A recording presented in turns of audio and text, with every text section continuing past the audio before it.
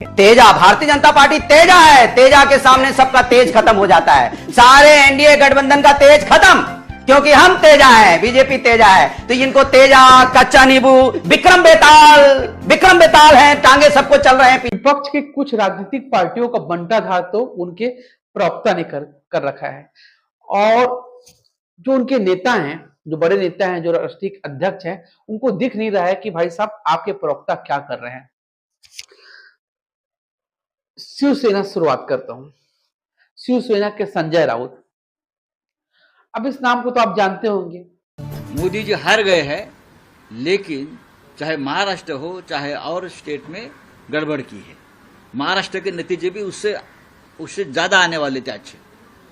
हमारी कि जिस तरीके से ये भाषा उपयोग करते हैं, लगता है कि यार कोई गली मोहल्ले के सड़क छाप जो गुंडे करते हैं, इस तरीके से बात करते हैं, गुंडे मौली टाइप बात करते हैं। इनको लगता है कि भाई दादागिरी करूंगा, ये करूंगा तो मेरे को जनता पसंद करेगी, या वोट मिलेगा, या विपक्षी पार्टी डर जाएंगे।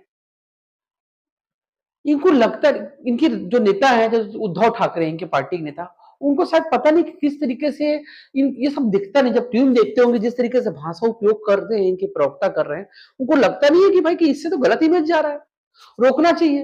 क्या उनकी संजय राउत की भाषा ऐसी है कि कोई आम जनता उस पर विश्वास करेगा? वो तो ये लगेगा ये तो बहुत अभद्र इंसान है। राजनीति तो विनम्रता का खेल है ना। अपनी बात को बहुत विनम्रता से किया जाता है। जिस तरीके से धमकी देते हैं, एक बार तो अमित शाह को बोलते हैं कि जो बात हो मातोश्री याद करना। इस तरीके से घमंड, किस घमंड? एक प्रदेश में सरकार नहीं है शिवसेना की, लेकिन घमंड सातवें आसमान तक है। तो बीजेपी को तो घमंड भाई पता नहीं कितनी करनी चाहिए, कितनी सरकार है, केंद्र में बैठे हुए हैं, लेकिन विनम्रता से। अमित शाह कभी जवाब नहीं देते, नरेंद्र मोदी जवाब नहीं देते, कोई जवाब। देवेंद्र फडणवीस से भी कुछ कोई न्यूज एंकर सवाल पूछिए तो बोली मैं ऐसे लोगों पर जवाब नहीं देता, ऐसे व्यक्ति पर जवाब नहीं देता। उनका कथन एक हद तक ठीक भी था कि ऐसे अभद्र व्यक्ति पे क्या जवाब दिया जाए। दूसरा मैं आता हूं समाजवादी पार्टी का। समाजवादी पार्टी का अनुराग भदौरिया करके प्रवक्ता है। जिस तरीके से वो टीवी में चिल्लाता है, चीखता है, बदतमीजी करता है, आम जनता छोड़िए, मेरे को लगता है कि उनके राजनीतिक कार्यकर्ता इनको पसंद नहीं करते होंगे। तेजा, भारतीय जनता पार्टी तेजा है। तेजा के सामने सबका तेज खत्म हो जाता है। सारे एनडीए गठबंधन का तेज खत्म, क्योंकि हम तेजा है, बीजेपी तेजा है। तो इनको तेजा, कच्चा नींबू, विक्रम बेताल है, टांगे सबको चल रहे हैं। ट्रैक पर आइए और ईमान पर बात करिए। अबे जी कौन होते हो ट्रैक पर लाने वाले में? अबे जी कौन होते हो ट्रैक पर लाने वाले में? सही बोलो। Hello Mr Bhadauria, get out. Mr Bhadauria get out. फूल जलूल मत बोलिए यहाँ पर। अबे तबे की भाषा इस्तेमाल मत करिए, आप समझ रहे हैं? अबे तबे की भाषा का इस्तेमाल मत करिए मिस्टर भदौरिया, आप होंगे।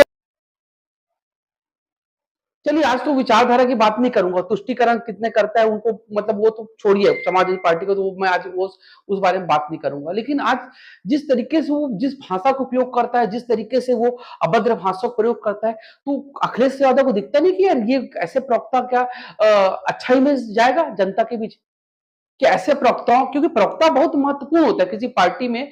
आज जब टीवी जगत की जब शुरुआत हो चुकी, टीवी जगत का युग में, प्रवक्ता आपकी पार्टी का चेहरा होते हैं। क्योंकि अध्यक्ष तो ज्यादा दिखते नहीं है, संस्थापक दिखेगा नहीं, लेकिन प्रवक्ता का जो माइंड सेट होता है, जो प्रवक्ता का जो प्रभाव होता है, वो जनता पे जाता है कि भाई इनकी पार्टी के प्रवक्ता इस तरीके से, तो इनकी पार्टी की विचारधारा क्या होगी। कांग्रेस में आता हूं, सुप्रिया सिनेत। जिस तरीके से सुप्रिया सिनेत मतलब भाषा प्रयोग करती है, बर्दाश्त करने योग्य नहीं होता है। आवाज नहीं ठीक है। मैं अनपढ़ हूं, मैं बदतमीज हूं, मैं सब कुछ हूं। तुम दो कौड़ी के नाली के कीड़े हो। अरे नाली के कीड़े, चुप हो जा, नाली के कीड़े। क्या बोल रहे हो ये? सुप्रिया जी क्या है ये? सुप्रिया नाली का कीड़ा। अरे क्यों करेंगे आप?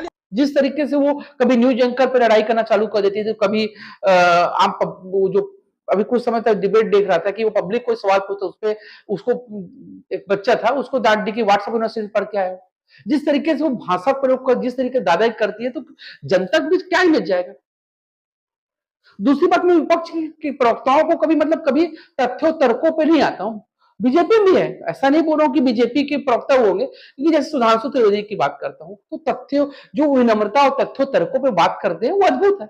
क्योंकि आपको जब जनता डिबेट आते हैं तो आपको एक दूसरे प्रवक्ताओं से लड़ने नहीं बुलाया जाता है। जनता के मुद्दों और जो जो तर्क हैं, जो आप अपनी पार्टी को ज्यादा रखेंगे कि आप अभद्र भाषा प्रयोग करके आप जनता के समय बर्बाद करेंगे, टीवी चैनलों के समय बर्बाद करेंगे। जो ये इस तरीके से जो प्रवक्ताओं का जो जो रूप चल रहा है वो किसी भी तरीके से माफ नहीं किया जा सकता। जनता, इनकी जो राजनीतिक पार्टियों को, इनके अध्यक्ष सोचना पड़ेगा। शिवसेना को अगर संजय राउत को प्रवक्ता से हटा देते हैं, चेहरा करते हैं, तो निश्चित तौर पे वो उनको कुछ सफलता मिलेगी आने वाले समय में। एक आध दो सीट तो बढ़ेगी ना, क्योंकि प्रवक्ता जिस तरीके से रहेंगे तो अनुराग भदौरिया अगर टीवी में आना बंद कर दें, समाजवादी पार्टी दूसरे प्रवक्ता को लाती है, तो कोई सीट बढ़ेगी ना, क्योंकि इनको जनता मतलब जिस तरीके से करते हैं तो ना ये आपकी पार्टी को चारधारा जनता के बीच रख पाते हैं, ना ये कोई एजेंडा को या कोई तथ्यों तर्कों में बात कर पाते हैं। ये सिर्फ लड़ाई करने आते हैं, इस तरीके से आते हैं कि वो टीवी डिबेट में कुश्ती लड़ने आते हैं, डिबेट नहीं करते, कुश्ती लड़ने आते हैं। तो इस तरीके से राजनीतिक पार्टियों के अध्यक्ष को सोचना पड़ेगा कि ऐसे प्रवक्ताओं की बदौलत वो जनता के बीच जा सकते हैं। सोचिएगा। नमस्कार।